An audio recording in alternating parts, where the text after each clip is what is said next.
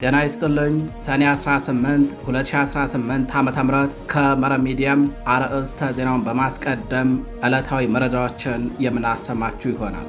በወሎ ቤት አማራ ቀጠና ከላላ ወረዳ ፋኖን አፍናለሁ በሚል ቅዠት በሞርታርና በአየር መቃወሚያ ሽፋን ታግዞ ተንቀሳቅሶ የነበረው አገዛዝ ጦር በእጃዙር በፋኖ ቀለበት ውስጥ ገብቶ አይቀጡ ቅጣት መቀጣቱ ታወቀም።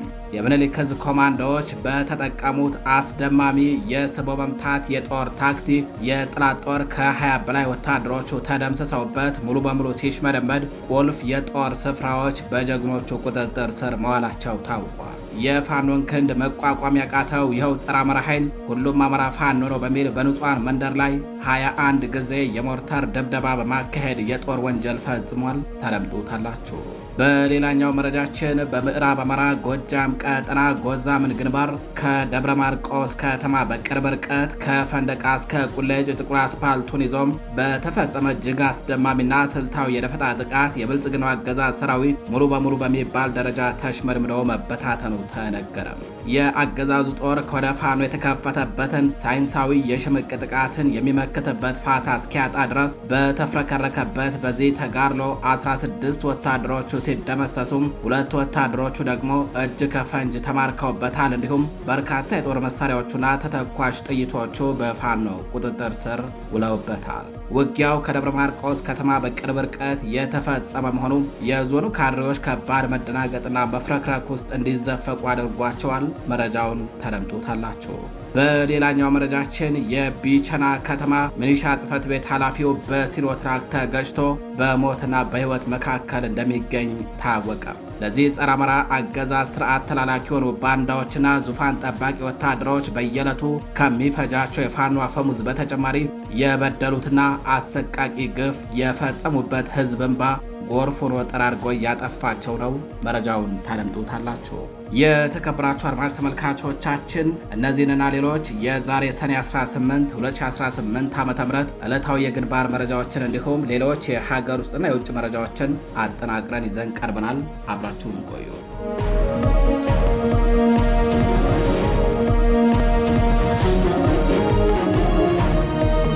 ወደ ቀዳሚው መረጃችን እናልፋለን። በምዕራብ አማራ ቀጠና ጎዛምን ግንባር ከደብረ ማርቆስ ከተማ በቅርብ ርቀት ከፈንደቃ እስከ ቁሌጭ ጥቁር አስፓልት ድረስ በተካሄደ እጅግ አስደማሚና ስልታዊ የደፈጣ ጥቃት የብልጽግናው አገዛዝ ተሽመድምዶና ተፍረክርኮ መበታተኑ ታውቋል። የአገዛዙ ጦር ከወደ ፋኖ የተከፈተበትን ሳይንሳዊ የሽምቅ ጥቃትን የሚመክትበት ፋታ እስኪያጣ ድረስ ነው እርምጃው የተወሰደበት ተብሏል። የአማራ ፋኖ ልዩ የጦር ብልሃትና የማይበገር ምቅ አቅም የታየበት ሌላ አንጸባራቂ ተጋድሎ በጎዛምን ግንባር ተካሂዷል። በአማራ ፋኖ ብሔራዊ ንቅናቄ ቴዎድሮስ ዕዝ 206ኛ ኮር 14ኛ ክፍለ ጦር የእጅበላ ሙተራ ሬጅመንት ቃኝና መሐንዲስ አህዶች ከደብረ ማርቆስ ከተማ በቅርብ ርቀት ላይ በወሰዱት እጅግ አስደማሚና ስልታዊ የደፈጣ ጥቃት ያገዛዙን ተላላኪ ወታደሮች መፈናፈኛ ሳጥተው አሽመድምደዋቸዋል።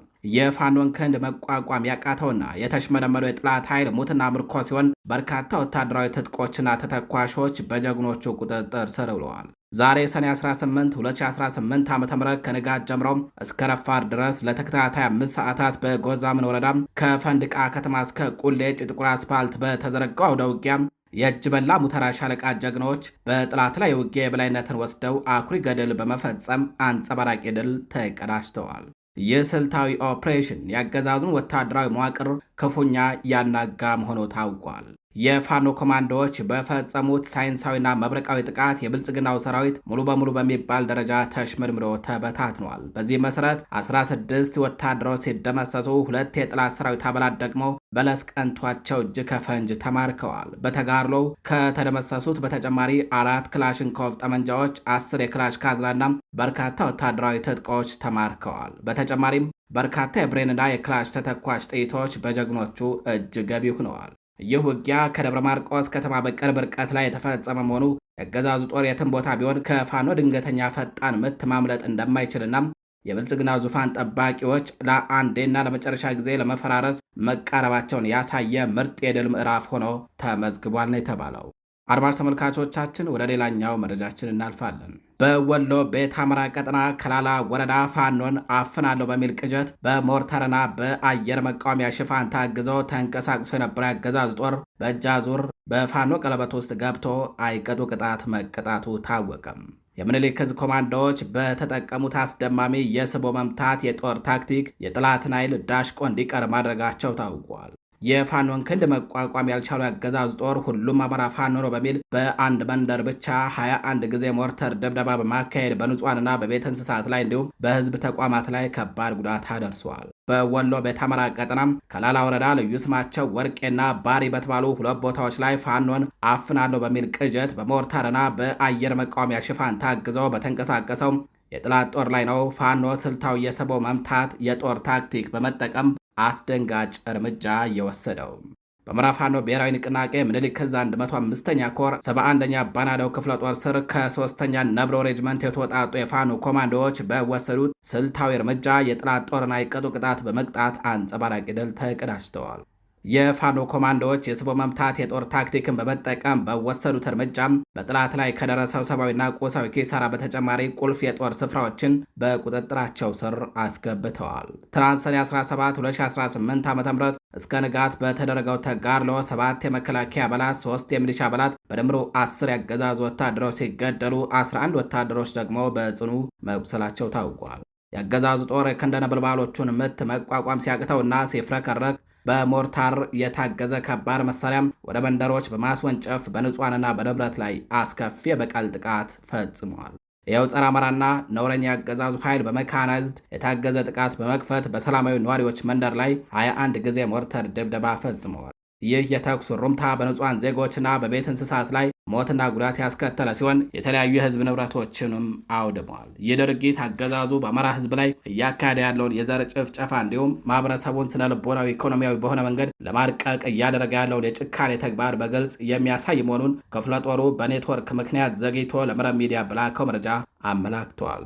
በሌላኛው መረጃችን የቢቸና ከተማ ሚሊሻ ጽሕፈት ቤት ኃላፊ በተሽከርካሪ ተገጭቶ ሆስፒታል መግባቱ ታውቋል። በእነማይ ወረዳ የቢቸና ከተማ ሚሊሻ ጽሕፈት ቤት ኃላፊ 50 አለቃ ታመነ ሽፈራው ትናንት ሰኔ 17 2018 ዓ.ም ከምሽቱ 2 ሰዓት ገደማ ላይ በከተማዋ በሞርተር ሳይክል እየተንቀሳቀሰ እንዳለ በሲኖትራከር ተሽከርካሪ ተገጭቶም ቢቸና የመጀመሪያ ደረጃ ሆስፒታል በሞት አፋፍ ላይ እንደሚገኝ ታውቋል። የአገዛዙ ኃይል በአማራ ህዝብ ላይ ያለውን ጥላቻ ፈጻሚና አስፈጻሚ በመሆን በቢቸና ከተማ ነዋሪዎች ላይ አሰቃቂ ግፍ በመፈጸም ሀብት ንብረት በመዝረፍ የሚታወቀው የሚሊሻ አመራሩ 50 አለቃ ታመነ ሽፈራው በአሁን ሰዓት ከባድ ጉዳት ደርሶበት በሆስፒታል ውስጥ በሞትና በህይወት መካከል ይገኛል። ለዚህ ጸረ አማራ አገዛዝ ስርዓት ተላላኪ የሆኑ ባንዳዎችና ዙፋን ጠባቂ ወታደሮች በየዕለቱ ከሚፈጃቸው የፋኖ አፈሙዝ በተጨማሪ የበደሉት ህዝብን በጎርፍ ሆኖ ጠራርጎ እያጠፋቸው መሆኑ ታውቋል። የተከበራችሁ አድማጭ ተመልካቾቻችን መረጃዎቻችን እንደቀጠሉ ናቸው። ወደ ሌላኛው መረጃችን እናልፋለን። በ64ኛ ክፍለ ጦር ስር የሚገኙ ጠቅልና 4ኛ ሬጅመንት አመራርና አባላት ጋር በወቅታዊ ጉዳዮች ዙሪያ ሰፊ ውይይት መካሄዱ ተነገረም። በአማራ ፋኖ ብሔራዊ ንቅናቄ ቴዎድሮስ ዕዝ 201ኛ ኮር 64ኛ ክፍለ ጦር አመራሮች ትናንት ሰኔ 17 2018 ዓ.ም ጠቅልና 4ኛ ሻለቃ አመራርና አባላትን የታድሶ ፕሮግራም በማዘጋጀት የሰራዊቱን ጓዳዊ ዝምድናን በማጠናከር በትግሉ ወቅታዊ ጉዳዮች ዙሪያ ሰፊ ግንዛቤ መስጠታቸው ታውቋል። በታድሶ ፕሮግራሙ የተገኘው የክፍለ ጦር አመራር የጠቅል ሻለቃ ሙሉ አመራር በማዋቀር የሁለቱ ሻለቃ ሰራዊት አባላት ጓዳዊ ዝምድናቸውን በማጠናከር ክፍለ ጦሩንና የድርጅቱን መሪዎችን መጠበቅ እንዳለባቸው በሰፊው ግንዛቤ ሰጥተዋል። እንዲሁም ዋና ተቀዳሚያቸው ደግሞ የህልውና ትግሉን ማስጠበቅና ማስቀጠል የሁላቸውም ኃላፊነት እንደሆነ ግንዛቤ ተሰጥተዋል። የሁለቱ ሻለቃ ሰራዊት አባላት እንደተናገሩት በቀጠናው የሚገኘው ማህበረሰብ ላይ ከጥላት ተልዕኮ በመያዝ እገታ፣ ስርቆትና የፋኖን ስም ሊያጠፋ የሚችል ስራ የሚሰሩ አካላት መኖራቸውን በመናገር በእነዚህ አካላት ላይ ከባድ እርምጃ እንደሚወስዱ አሳውቀዋል። ሁለቱ ሬጅመንቶች እንደተናገሩት ድርጅቱ በየትኛውም ሁኔታ የሚሰጣቸውን የትኛውንም አይነት ግዳጅ ለመፈጸም ቁርጠኝነታቸውንም አስታውቀዋል ሲል ክፍለ ጦሩ በህዝብ ግንኙነት መምሪያው በኩል ባወጣው መረጃ አስታውቋል። የተከበራችሁ አድማጭ ተመልካቾቻችን ወደ ውጭ መረጃዎቻችን እናልፋለን። የምስራቃዊው ሊቢያ አስተዳደር ኢትዮጵያን ጨምሮ የ4 የአፍሪካ ሀገራት ዜጎች ወደ ሀገሪቱ እንዳይገቡ ማገዱን አስታወቀም። በፊልድ ማርሻል ካሊፋ ሀፍታር ብሔራዊ የሊቢያ ጦር ቁጥጥር ስር የሚገኘው ፖለቲካዊ አስተዳደሩ ደግሞ በኦሳማ ሐማድ የሚመራው የምስራቃዊው ሊቢያ አስተዳደር የኢትዮጵያ፣ የኤርትራ፣ የሱዳንና የሶማሊያ ዜጎች ወደ ግዛቱ ዘልቀው እንዳይገቡ ሙሉ በሙሉ ማገዱን አስታውቋል። መቀመጫውን ቤንጋዚ ያደረገው ይህ አስተዳደር ባወጣው አዋጅ መሰረት የእነዚህ አራት ሀገራት ዜጎች በማንኛውም የየብስና የባህር ኬላዎች እንዲሁም የአየር በረራዎች ወደ ሊቢያ ግዛት መግባት አይችሉም ብለዋል። ሮይተርስ የመንግስት ምንጮችን እማኝ አድርጎ እንደዘገበው ከሆነም ውሳኔው የተላለፈው በሊቢያ ውስጥ ያሉ የውጭ ሀገራት ዜጎችን አገባብ እንዲሁም ቆይታ እንደገና በተደራጀ መልኩ ለመቅረጽና ለመቆጣጠር ታስቦ ነው ብለዋል። ሊቢያ በአሁኑ ወቅት ከ900 ሺህ በላይ ስደተኞች መሸሸጊያ ስትሆን ከተጠቀሱት ሀገራት የሚመጡ ስደተኞችም ሀገሪቱን እንደ ማቋረጫ በመጠቀም በሜዲትራኒያን ባህር በኩል ወደ አውሮፓ ለመሻገር እንደሚሞክሩ የሚታወቅ ሲሆን ሕይወታቸውንም ያጡ መሆኑ ተነግረዋል። ኢትዮጵያውያን በሊቢያ በተደጋጋሚ ለእገታ በመጋለጥ ከቤተሰቦቻቸው ማስለቀቂያ ገንዘብ እንዲላክላቸው እንደሚጠይቁም አይዘነጋም። ይሁን እንጂ እገዳው ሁሉንም የሀገራቱ ዜጎች አይመለከትም። የተወሰኑ ነጻ የተደረጉ አካላት መኖራቸው ታውቋል። የእውቅና ያላቸው ዲፕሎማቶችና የቆንጽላ ሰራተኞች እንዲሁም የቤተሰቦቻቸው አባላትና በትምህርት በሕክምናና በተያያዥ የጤና ዘርፎች ላይ የሚሰሩ ባለሙያዎችን አያካትትም ተብሏል። ይህም ፍቃድ የሚያገኘው ህጋዊ የስራ ውልና ከሚመለከተው የሊቢያ ባለስልጣናት ተገቢውን ፍቃድ ማግኘት ሲችል ብቻ መሆኑም ተገልጿል። በተጨማሪም የምስራቅ ሊቢያ የሀገር ውስጥ ሚኒስቴር ህገወጥ ሆነው በግዛት ውስጥ የሚገኙ እነዚህ ሀገራት ዜጎች ላይ አስፈላጊውን ህጋዊ እርምጃ እንደሚወስድና ከሀገር እንደሚያባረር መመሪያ ሰጥቷል ነው የተባለው። እንደ ዓለም አቀፉ ፍልሰተኞች ድርጅት መረጃ ከሆነ በሊቢያ ያሉ ኢትዮጵያውያንን ጨምሮ አብዛኞቹ ፍልሰተኞች ከ80 በመቶ በላይ የሚሆኑት ህጋዊ የመኖሪያ ሆነም የሥራ ፈቃድም የሌላቸው በመሆኑ በቀጣሪዎች ለጉልበት ብዝበዛ፣ ለደህንነት ስጋትና ለሕክምና እጥረት እጅግ ተጋላጭ ናቸው ተብለዋል። ብዙዎቹ ሊቢያን እንደ ጊዜያዊ ማቆያ በመጠቀም በባህር ወደ አውሮፓ ለመሻገር የሚጠባበቁ ናቸው። ሊቢያ እንደ አውሮፓውያን አቆጣጠር በ2011 የረዥም ጊዜ መሪዋ ጋዳፊ ከስልጣን መወገዱን ተከትሎ በሁለት ተቀናቃይ መንግስታት የተከፈለ ሲሆን አንደኛው በተባበሩት መንግስታት እውቅና አግኝቶ በትሪፖሊ ምዕራብ ሊቢያ ላይ መቀመጫውን ያደረገ ሲሆን ይህንን እገዳ የጣለው ደግሞ በጀነራል ካሊፋ ሀፍታር ወታደራዊ ድጋፍ የሚንቀሳቀሰው የምስራቅ ሊቢያ መንግስት መሆኑም ተዘግበዋል።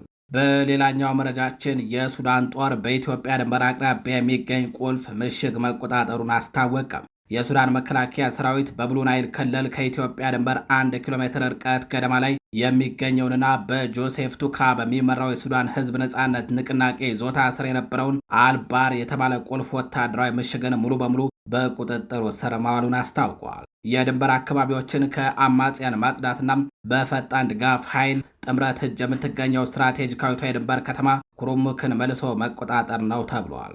ሰራዊቱ በሰሜን ዳርፎር የጠላትን ድሮን መጥቶ መጣሉን የገለጸ ሲሆን 4ኛ ዓመቱን የያዘውን የሱዳን የእርስ በርስ ጦርነት በተለያዩ ግንባሮች በማገርሸቱ የሲቪሎች መፈናቀልና የሰብአዊ መብት ቀውሱ በከፍተኛ ሁኔታ እየባሰ መጥቷል።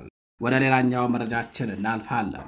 ከሳውዲ አረቢያ ለመውጣት ተከልክለው ዕድሜያቸውን እየገፉ ያሉት ሼክ መሐመድ ሁሴን አላሙዲን በሞሮኮ ያፈሰሱት ግዙፍ መዋዕለ ንዋይ ከባድ ፈተና ገጥሞታል ተባለም። በተለይም በሀገሪቱ ብቸኛው የነዳጅ ማጣሪያ የሆነውና የባለሀብቱ ንብረት የሆነው ሳሚር ኩባንያ ወደ መንግስት ይዞታነት እንዲዛወር የቀረበው ህግ ረቂቅ በሞሮኮ ከፍተኛ ምክር ቤት ውድቅ መደረጉ ተሰምቷል። የሞሮኮ ከፍተኛ ምክር ቤት የኩባንያ በገጠሙት ተደራራቢ ችግሮች ምክንያት ንብረቱ ተወርሶ ወደ መንግስት እንዲዛወር የቀረበለትን የውሳኔ ሀሳብ በትኩረት ከመረመረ በኋላም ውድቅ ማድረጉ ታውቋል። ሳሚር ኩባንያ በከፍተኛ የዕዳ ቀውስ ውስጥ ስለወደቀ ዕዳው በቢሊዮኖች የሚቆጠር የሞሮኮ ድርሃም ደርሶ ስለነበር መንግስት ኩባንያውን ሙሉ በሙሉ ወደ ራሱ ይዞታነት ሲያዛውር ይህንን ግዙፍ የዕዳ ሸክም አብሮ ለመረከብ ስለሚገደድ ይህንን በሀገሪቱ በጀትና ኢኮኖሚ ላይ ከፍተኛ ጫና ይፈጥራል በሚል ስጋት ነው ሀሳቡ ውድቅ የሆነው። የሞሮኮ መንግስት የህግ ረቂቁን ካለመደገፉም በላይ ስትራቴጂው በግል ዘርፍ የሚመራ የነጻ ገበያ ስርዓትን ማጠናከር ነው። መንግስት በመክሰር ላይ ያሉ ወይንም የከሰሩ የግል ኩባንያዎችን ወደ መንግስት ይዞታነት በመለስ የሀገሪቱን የረዥም ጊዜ ኢኮኖሚ ፖሊሲና የንግድ አካባቢን ይቃረናል የሚል አቋም ስላለው ኩባንያውን ከነ ዕዳህ አልቀበልም ማለቱ ታውቋል። ይህ ግዙፍ የነዳጅ ማጣሪያ ላለፉት 10 ዓመታት በታየበት የአስተዳደር ጉድለትና አስፈላጊ መዋዕለ ንዋይ ባለማፍሰሱ ምክንያት ከ4 ቢሊዮን ዶላር በላይ በሆነ የዕዳ ማጥ ውስጥ ተዘፍቋል። በዚህም ሳቢያ ፋብሪካ ከ2015 ጀምሮ ስራውን ሙሉ በሙሉ ለማቆም ተገዷል ተብሏል። በወቅቱ ሼክ መሐመድ አላሙዲን በሳውዲ አረቢያ ሪትስ ካልተርን ሆቴል በቁም እስር ላይ መቆየታቸው ለኩባንያው አስፈላጊውን የገንዘብ ድጋፍ እንዳያገኙ በማድረግ ለፋብሪካው መዘጋት እንዳንዱ ምክንያት ይጠቀሳል። አሁንም ድረስ ከሳውዲ ስንዝር ንቅንቅ ማለት የማይችሉት ባለሀብቱ በኩባንያቸው ማለትም ኮራል ሞሮኮ ሆልዲንግ አማካኝነት ለፋብሪካው መዘጋት ተጠያቂው የሞሮኮ መንግስት ነው የሚል ክስ መስርተዋል። ባለሀብቱ ጉዳዩን ወደ ዓለም አቀፍ የግልግል ዳኝነት በመውሰድ ከሞሮኮ መንግስት የ2.7 ቢሊዮን ዶላር ካሳ እየጠየቁ ይገኛሉ። የሞሮኮ መንግስት በበኩሉ ውድቀቱ የባለሀብቱ አስተዳደር ድክመት ውጤት ነው በሚል በህግ እየተከራከረ ይገኛል። የተከበራችሁ አድማጭ ተመልካቾቻችን ወደ ሌላኛው መረጃችን እናልፋለን። ኬንያ በአሜሪካ የሚደገፈውን የኢቦላ ማዕከል ግንባታ ማገዷ ተነገረ። የኬንያ የጤና ሚኒስቴር በአሜሪካ የገንዘብ ድጋፍ የሚገነባውና ከፍተኛ ህዝባዊ ተቃውሞ ያስነሳው የኢቦላ ማቆያ ማዕከል ዝግጅትና ግንባታ በአስቸኳይ እንዲቆም ትዕዛዝ ማስተላለፋቸውን ለሀገሪቱ ከፍተኛ ፍርድ ቤት መናገራቸው ታውቋል። ሚኒስቴሩም ፍርድ ቤቱን ይቅርታ ጠይቋል። የጤና ሚኒስትሩ አደን ዱአሌ ይህንን ያሳወቁት ፍርድ ቤቱ ቀደም ሲል ግንባታው እንዲቆም ያስተላለፈውን ትዕዛዝ ባለማክበራቸው ፍርድ ቤትን በመናቅ ጥፋተኛ ተብለው ማብራሪያና ይቅርታ ለመጠየቅ በችሎት በተገኙበት ወቅት ነው። በናንኪው አቅራቢያ በሚገኘው የላይኪፒ አየር ኃይል እዝ በተባለ ቦታ ውስጥ እንዲገነባ የታቀደውና ባለ 50 አልጋ ማቆያ ማዕከል በዲሞክራቲክ ሪፐብሊክ ኮንጎና በኡጋንዳ በተቀሰቀሰው የኢቦላ ወረርሽኝ ወቅት ለቫይረሱ የተጋለጡ የአሜሪካ ዜጎችን አምጥቶ ለማቆየትና ለማከም ታስቦ እንደነበር ይታወሳል። አሜሪካ ለዚህ ፕሮጀክት 13.5 ሚሊዮን ዶላር ድጋፍ አቀርባለሁ ብትልም ፕሮጀክቱ ይፋ ከተደረገበት ከግንቦት ወር ጀምሮ በኬንያውያንና በሕክምና ማህበራት ዘንድ ከፍተኛ ቁጣን ቀስቅሷል። ተቃዋሚዎቹ ኬንያ የአሜሪካ የበሽታ መከላከያ ቀኝ ግዛት ልትሆን አይገባም በሚል ባደረጉትና በፖሊስ ኃይል በተበተነው ሰልፍ ላይ ቢያንስ የ3 ሰዎች ሕይወት ማለፉ የሚታወስ ነው። እንደ ሮይተርስ ዘገባ ከሆነ የኬንያ ከፍተኛ ፍርድ ቤት የጤና ሚኒስትሩ የፍርድ ቤቱን ትዕዛዝ ጥሰው ግንባታው እንዲቀጥል ማድረጋቸውን ገልጾ ነበረ። ይሁን እንጂ ሚኒስትሩም አደን ዱአሌ ፍርድ ቤት ቀርበው ጉዳዩን በተሳሳተ መንገድ በመረዳት የመጣ ክፍተት ነው እንጂ ፍርድ ቤትን የመናቅ ፍላጎት አልነበረኝም የሚል ይቅርታ ጠይቀዋል። ፍርድ ቤቱ ሚኒስትሩን ያለ ተጨማሪ ቅጣት ያሰናበታቸው ቢሆንም የአገሪቱ ህገ መንግስት ከማንኛውም የውጭ ሀገር የገንዘብ ድጋፍና ከስራ አስፈጻሚ አካል የበላይ መሆኑን በማሳሰብ በቀጣይ የፍርድ ቤት ትዕዛዝ ሙሉ በሙሉ እንዲከበር ከባድ ማስጠንቀቂያ ተሰጥቷቸዋል ተብሏል። በሌላኛው መረጃችን ደቡብ አፍሪካ ሰነድ የሌላቸው ስደተኞችን ለማስወጣት ከ600 ሚሊዮን ራንድ በላይ በጀት መድባ ወደ ዘመቻ መግባቷ ተነገረም። በደቡብ አፍሪካ ሪፐብሊክ ውስጥ ህጋዊ የመኖሪያ ፍቃድና ሰነድ ሳይኖራቸው የሚኖሩ የውጭ ሀገራት ዜጎች ሀገሪቱን ለቀው እንዲወጡ የተሰጠውን የሰኔ 30 የመጨረሻ ቀነ ገደብን ተከትለው ሊነሱ የሚችሉ መጠነ ሰፊ ተቃውሞዎችንና ሁከቶችን ለመቆጣጠር መንግስት ከ600 ሚሊዮን ራንድ በላይ ወጪ የሚጠይቅ መጠነ ሰፊ የጸጥታ ጥበቃ ዘመቻ ይፋ ማድረጉ ታውቋል። የደቡብ አፍሪካ የዜና ወኪል ኢኤንሲኤ እንደዘገበው የሀገሪቱ የጸጥታ መዋቅር ለማንኛውም አይነት ድንገተኛ የጸጥታ መላላትና ውከት ከፍተኛ ዝግጅት እያደረገ ይገኛል ብሏል። የደቡብ አፍሪካ ፖሊስ ባወጣው መግለጫ ለማንኛውም አይነት ድንገተኛ ሁኔታ ግብረ መልስ ለመስጠት ዝግጁ መሆኑን ያስታወቀ ሲሆን የሀገሪቱ መከላከያ ሚኒስቴር በበኩሉ ከቀነ ገደቡ ማብቂያ ጋር ተያይዞም ግጭትና ረብሻዎች የሚቀሳቀሱ ከሆነ እንደ አስፈላጊነቱ መደበኛ የጦር ኃይሉን በከተማዎች ለማሰማራት እንደሚገደድ ጠቁሟል። ይህ የመንግስት ውሳኔ ይፋ የተደረገው በአሁኑ ወቅት በርካታ የደቡብ አፍሪካ የሀገር ውስጥ የሲቪክና የፖለቲካ ቡድኖች ሰነድ የሌላቸውን የውጭ ሀገር ዜጎች ከተቀመጠው ከሰኔ 30 ቀነ ገደብ በፊት በደቡብ አፍሪካ ለቀው እንዲወጡ ጠንከር ያሉ ማስጠንቀቂያዎችን እየሰጡ ባሉበት ወቅት ነው።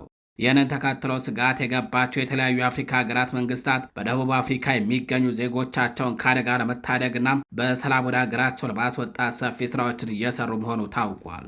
በሌላ በኩል ስደተኞች ጓዛችሁን ጠቅልላችሁ ውጡልን በሚል መፈክሮች ግፊት እያደረጉ የሚገኙት የአገር ውስጥ ቡድኖች ሰነድ የሌላቸውን ስደተኞች ብቻ ሳይሆን ህጋዊ ዶክመንት ያላቸውን የውጭ ሀገር ዜጎች ጭምር ኢላማ ያደረጉ ጥቃቶች ሊፈጽሙ እንደሚችሉ ከስፍራው የተገኙ የነዋሪዎችና የሰብአዊ መብት ተሟጋቾች ሪፖርቶች አመላክተዋል። ይህ በደቡብ አፍሪካ በተደጋጋሚ የሚስተዋለው በውጭ ዜጎች ላይ ቢሰነዘር የጥላቻ ስሜትና ጥቃት ሀገሪቱ ከሀገሪቱ ሀገራት ጋር ያላትን ዲፕሎማሲያዊ ግንኙነትና የአፍሪካውያንን ነፃ እንቅስቃሴ ስምምነቶች የሚፈታተን መሆኑን የዘርፉ የፖለቲካና የህግ ምሁራን እየገለጹ ይገኛሉ። አድማጭ ተመልካቾቻችን ለዛሬ ሰኔ 18 2018 ዓ.ም ይዘናቸው የነበሩት ዕለታዊ መረጃዎቻችን እነዚህን መስሉ ነበረ። በሌሎች አዳዲስ መረጃዎች እስከምንገናኝ ከቀሪ ጣቢያችን ዝግጅቶች ጋር ቸር ቆዩ እያልን መረጃዎቻችን ለብዙዎች ተደራሽ እንዲሆኑ ቻናሉን ላይክ፣ ሰብስክራይብ እንዲሁም ሼር ማድረጋችሁን እንዳዘነጉ በድጋሚ ቸር ቆዩ።